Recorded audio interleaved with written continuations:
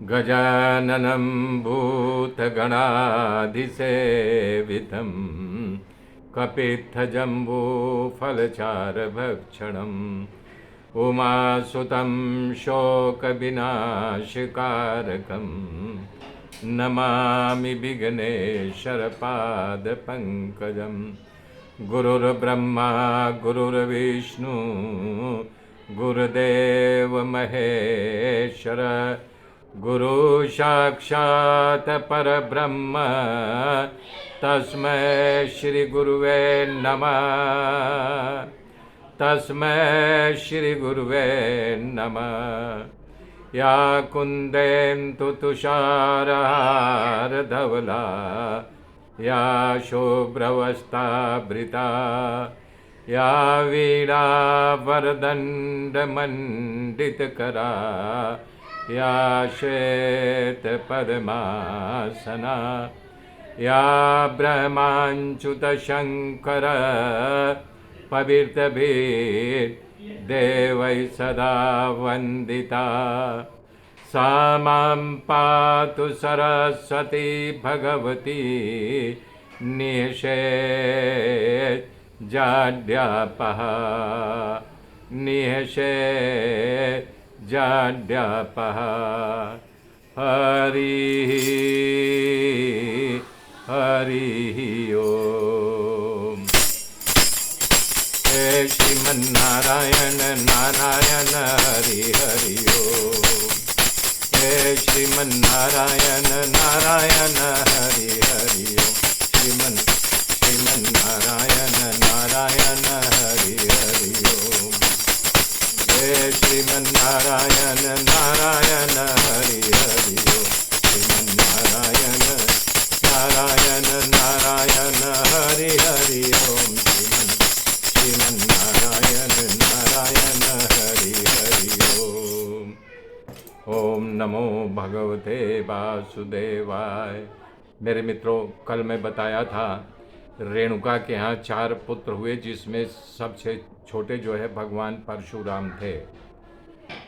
तो दुष्ट राजाओं के वंश का विनाश करने के लिए भगवान वासुदेव परशुराम तरीके अवतार लेकर के 21 बार धरती से क्षत्रियों को ना क्षत्रिय किया था।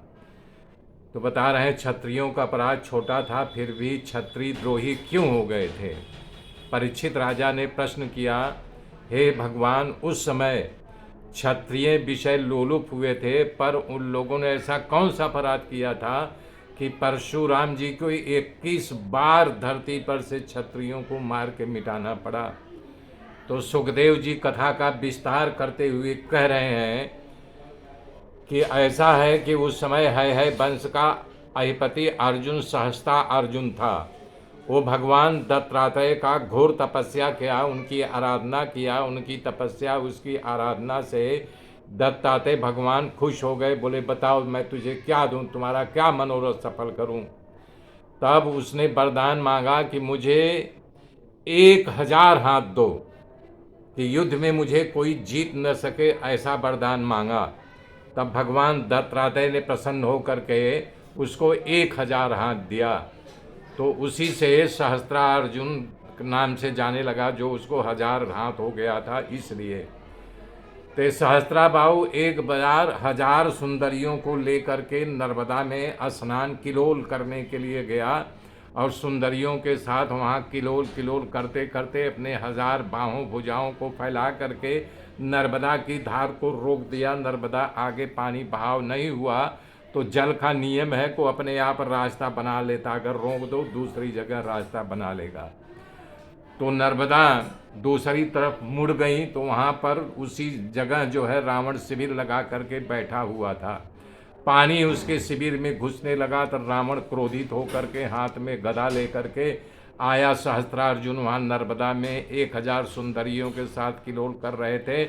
उन्हीं सुंदरियों के सामने न कहने वाले दुर्वचनों को कहा, और तब जो है महिष्मती सहस्त्रार्जुन को भी यानी क्रोध आ गया। उसने जो है बाहर निकल करके रावण को बांध लिया, बांध करके अपने महिष्मती नगरी में ले गया।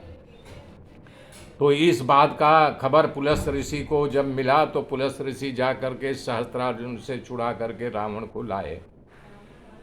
तो एक कथा तो ये है कि एक बार जमदग्नि ऋषि सहस्त्रार्जुन का स्वागत किया, क्योंकि सहस्त्रार्जुन शिकार खेलने के लिए गया था और जमदग्नि का वहीं आश्रम था। आश्रम में पहुंचा तो जमदग्नि जी उसका खूब सेवा सत्कार किए। उनका सेवा सत्कार दे करके बड़ा प्रभावित हुआ कि बोला बताओ कि हम राजा हैं, हमारे पास ऐसा सेवा सत्कार का साधन नहीं है, ये कैसे किया। तो अपने सैनिकों से जब पता कराया, बोला कि इसके पास एक कामधेनु गाय है, उसी गाय के प्रताप से इतने सैनिकों का ये सेवा सत्कार किया है। तब वो निर्णय लिया कि कामधेनु गाय इनसे ले लिया जाए। तो जमदग्नि ऋषि से बोला कि महाराज आपके किस काम की गाय हमको दे दीजिए। तो जमदग्नि ऋषि नहीं बोले कि नहीं, मैं गाय तुमको नहीं दे सकता। तो उसको गुस्सा आया, बोला कि बाबा के देखो इनके लिए किस काम की गाय, इनको तो खाली अपना पेट भरना है, हमारे यहाँ रहेगा तो मैं राज्य कार्य में लाऊंगा। अपने सिपाहियों सैनिकों को आज्ञा दी गाय को छोड़ लो। तो बलात् गाय और उसके बछड़े को छोड़ लिया गया और गाय और बछड़ा रोते रोते जो है वहाँ से महिष्मती नगरी में पहुँचे और जमदग्नि उस गाय के लिए बहुत दुखी हो गए। तभी परशुराम आश्रम में आए, उन्होंने सारा समाचार सुना, कामधेनु ले गया है सहस्त्रार्जुन। इस बात को सुनकर के परशुराम का क्रोध की चरम सीमा यानी कि रोकने से नहीं रुकता था। उन्होंने अपना फरसा उठाया, तुरीड़ बांधा, ढाल तलवार लिया, धनुष लिया और लेकर दौड़े, रोकने पर भी नहीं रुके। अकेले वो महिष्मती नगरी पहुंच गए। परशुराम को देख करके सहस्त्रार्जुन घबराया।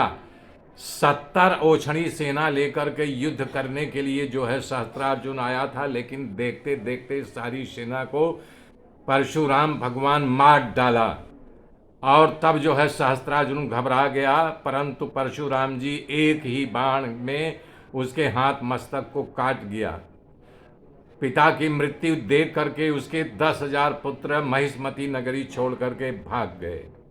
तब जो है कामधेनु गाय को लेकर के परशुराम आश्रम में आते हैं, अपने पिता सामने सौंपते हैं और पूरी गाथा सुनाते हैं कि मैंने सहस्त्रार्जुन का वध की। पूरी बात उन्होंने बताई। इस बात को सुन करके जमदग्नि दुखी हो गए। बोले बेटा तुमने बहुत बड़ा अपराध किया है। क्यों? कि राजा सर्वदेवमय होता है, उसमें सभी देवताओं को वास होता है। बिना राजा की धरती में व्यभिचार बनना लगे, उसका अपराध तो छोटा था, तुमने बहुत बड़ा अपराध किया कि उसकी हत्या कर दी। कि जैसे ब्राह्मण की हत्या करने से अपराध होता है, वैसे सर्वदेवमय राजा की हत्या करने से अपराध लगता है। अब तुम इस पाप का प्रायश्चित करो। तो उन्होंने कहा ठीक है। अपने पिता की आज्ञा मान करके वो 1 साल करके तीर्थाटन निकल गया। तीर्थाटन करते करते देश घूमते घूमते हर जो है स्थानों से 1 वर्ष के बाद अपने प्रायश्चित भी किया। घूम घूम करके अपने आश्रम में आए।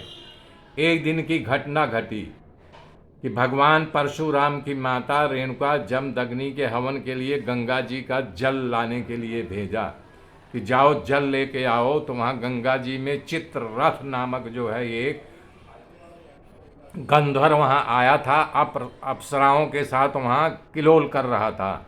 और जब रेणुका जी ने देखा तो स्त्री स्वभाव और वो काम किलोल में मग्न हो गई, भूल गई कि हमारे पति जमदग्नि हमको जल लाने के लिए भेजा है, उसी जल हवन में यूज करना है, प्रयोग में लाना है। वो लुभा गई और भूल गई। और जब उनको याद आया तो जल लेकर के दौड़ती दौड़ती आई आश्रम में और यज्ञ समाप्त हो चुका था और आकर के अपनी पति के सामने हाथ जोड़ करके खड़ी हो गई। जमदग्नि मानसिक रूप से जब देखा तो बोला हाँ ये तो मानसिक व्यभिचार करके आ गई है। हाँ, तो अपने पुत्रों को आज्ञा किया कि अपनी माता को मार डाल। पर उनके 3 पुत्रों ने पिता की आज्ञा नहीं मानी। तब वहाँ परशुराम आ गए और परशुराम को बोले कि तीनों भाइयों को अपने माता का मस्तक काट दे। इतना सुनते ही परशुराम ने अपने फरसे से तीनों भाइयों का माता का गला काट दिया। तब जमदग्नि प्रसन्न हो गए, बोले बोल बेटा तुझे इसके बदले में क्या दूं। तो बोले आप मुझ पर प्रसन्न हैं? बोले हाँ मैं तुझ पर प्रसन्न हूँ। तो भगवान परशुराम ने कहा कि हमारे तीनों भाइयों को, हमारी माता को जिंदा कर दो और इन्हें ये भी पता न चलने पाए कि मैं इनकी हत्या किया हूं, इनका मस्तक काटा था।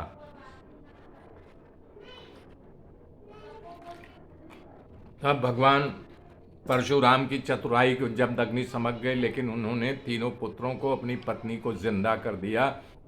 उनको लगा कि मैं सो रहा था, उठ गया।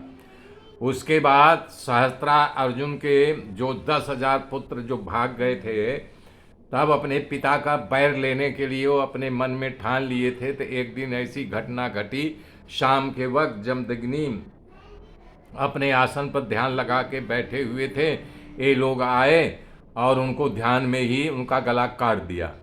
और माता रेणुका जो है चिल्लाने लगी, राम हे परशुराम, कहाँ है, जल्दी आओ। परशुराम आए, देखे पिता का गला कटा हुआ वहाँ था नहीं, उनका धड़ पड़ा हुआ था।